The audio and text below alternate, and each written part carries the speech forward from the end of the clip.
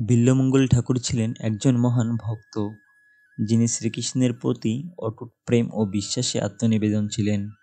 তার জীবন এক আশ্চর্যজনক পরিবর্তন ও ভক্তির প্রতীক, যা আমাদের শেখায় যে ঈশ্বরের প্রতি নিঃশর্ত ভালোবাসা এবং শ্রদ্ধার মাধ্যমে জীবনে সত্যিকারের মুক্তি ও শান্তি অর্জন করা সম্ভব। বিল্বমঙ্গল ঠাকুরের কাহিনী আমাদের সকলকে একটি বিশেষ শিক্ষা দেয়। যে ব্যক্তি ঈশ্বরকে সঠিক হৃদয় দিয়ে অনুসরণ করে সে কখনো হারাতে পারে না। নমস্কার বন্ধুরা, কৃষ্ণকথা ইউটিউব চ্যানেলের আরও একটি নতুন ভিডিওতে আপনাদের সবাইকে স্বাগতম। সনাতন ধর্মের সঠিক দিগদর্শন আপনাদেরকে জানানোই আমাদের চ্যানেলের মূল উদ্দেশ্য। তো আজকের ভিডিওটিতে আপনারা জানতে পারবেন বিল্বমঙ্গল কে ছিলেন এবং বিল্বমঙ্গল কিভাবে ভগবানকে পেয়েছিলেন। তো চলুন আমরা মূল ভিডিওটি দেখে আসি। বিল্বমঙ্গল ঠাকুরের জন্ম হয়েছিল দক্ষিণ ভারতের চোলদেশ বা তামিলনাড়ু অঞ্চলে। তিনি এক অভিজ্ঞানী বংশের সন্তান ছিলেন এবং ছোটবেলা থেকেই তার জীবন ছিল অত্যন্ত বিলাসবহুল। তার পিতামাতা ছিলেন অত্যন্ত ধনী এবং তাকে অনেক অভিজ্ঞানী শিক্ষা দেওয়া হয়েছিল।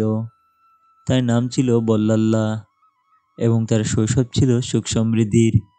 কিন্তু এই সকল বিলাসিতা সত্ত্বেও বিল্বমঙ্গল মনে করতেন যে জীবনের আসল লক্ষ্য কিছুই নয়, কেবলমাত্র অর্থ ও আনন্দ অর্জন।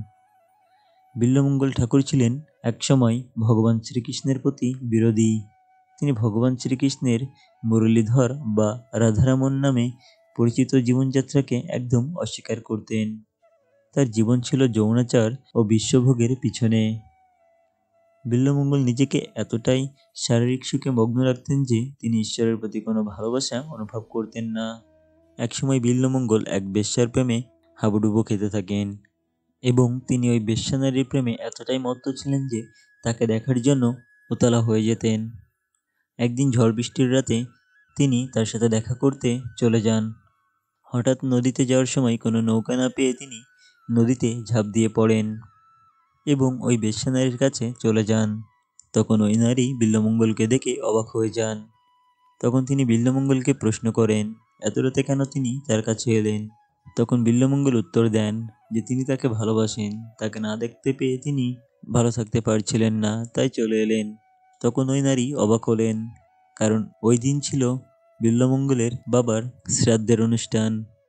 আর তিনি সবকিছু ফেলে তাকে ভালোবাসার জন্য ঝড় বৃষ্টির রাতে চলে এসেছেন। এবং তখন তিনি বিল্বমঙ্গলকে বললেন, ঠাকুর তুমি যে নদী দিয়ে আসলে নৌকা কই পেলে? তখন বিল্বমঙ্গল বলল, ওই তো নদীতে নৌকা। বেশ্যানারী বাইরে গিয়ে দেখে সেখানে কোনো নৌকা ছিল না, সেখানে ছিল ভয়ঙ্কর এক কুমির। তখন তিনি অবাক হলেন এবং বিল্বমঙ্গলকে বললেন, ঠাকুর তুমি আমাকে যতটা ভালোবাসো, এই ভালোবাসা যদি তুমি ভগবান শ্রীকৃষ্ণের চরণে সমর্পণ করো তাহলে তুমি অবশ্যই তাকে পাবে। বিল্বমঙ্গল তার কথা মানতে চাইলেন না। তখন সেই বেশ্যানারী তাকে জোর করেই সরিয়ে দিলেন এবং তাকে তাড়িয়ে দিলেন আর বললেন, তুমি তোমার ভালোবাসা ভগবান শ্রীকৃষ্ণকে অর্পণ করো। এরপর বিল্বমঙ্গল সেখান থেকে চলে আসলেন এবং ঘুরতে ঘুরতে এক শহর থেকে অন্য শহরে গেলেন। তবে একদিন বিল্বমঙ্গল ঠাকুরের জীবনে ঘটে একটি বিরাট পরিবর্তন। একদিন তিনি তামিলনাড়ু শহরে যান এবং সেখানে এক গুণী ব্রাহ্মণের শিষ্য হিসেবে একটি মন্দিরে যান। সেখানেই তার চোখে পড়ল একটি সুন্দর মূর্তি, যেটি ছিল শ্রীকৃষ্ণের মূর্তি। সেই মূর্তির দিকে তাকিয়েই তার মনে এক আশ্চর্য অনুভূতি জাগে। তিনি অনুভব করেন তার জীবন ছিল এতদিন ভুল পথে এবং তিনি শুধুমাত্র ভগবান শ্রীকৃষ্ণের প্রেমে একমাত্র জীবনের আসল উদ্দেশ্য খুঁজে পাবেন। এবং ঠিক একই সাথে তিনি যে বেশ্যানারীর সাথে যৌনাচারে লিপ্ত ছিলেন, সে বেশ্যানারী একদিন তাকে এই শিক্ষা দিয়েছিলেন যে তার জীবনের আসল উদ্দেশ্য হওয়া উচিত ভগবানকে পাওয়া। বিল্বমঙ্গল ঠাকুর তখন থেকেই একাগ্রতার সাথে ভগবান শ্রীকৃষ্ণের প্রতি ভক্তি ও ভালোবাসা প্রকাশ করতে শুরু করেন। তিনি শ্রীকৃষ্ণের নাম স্মরণ করেন এবং নিজের সমস্ত অতীত ভুলে কাজ ও কুকর্ম থেকে মুক্তি লাভের জন্য তপস্যা করতে থাকেন।